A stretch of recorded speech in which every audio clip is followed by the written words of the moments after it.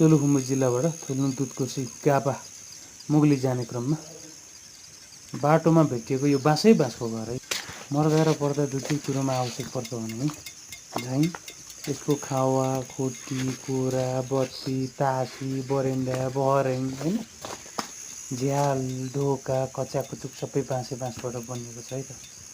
सायद यो 2 तला घर बन्दै बनाउन छोडेर अधुरै छोडिएको घर रहेछ।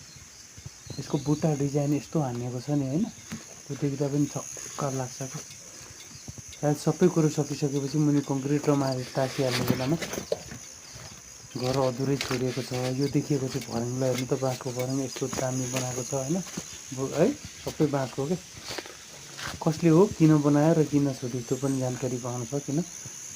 पानी परिरहेको थियो, ओत लाग्न भनेर म भित्र पस्दाखेरि नजरमा यो घर पऱ्यो कि, सो त्यही भएर भिडियो बनाएर हालिदिनु पऱ्यो भनेर भिडियो बनाएर हालेको हो होइन। बाँसको झ्यालको बुट्टाहरू हेर्नु न, झ्यालको बुट्टाहरू माथि बुट्टाहरू हेर्नुहोस्, यस्तो दामी बनाएको छ नि, अचम्म लाग्छ कि।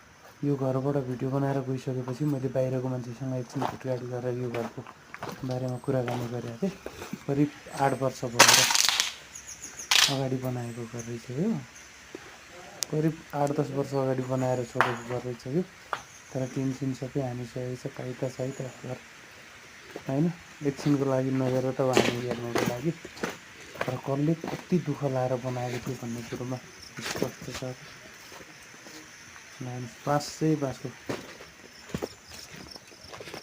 यात्राको क्रममा तल दुधकोशी बिर्यानी है, पानी परेर यसो भिडियो बनाएर बसिरहेको है, सिमसिमे पानी।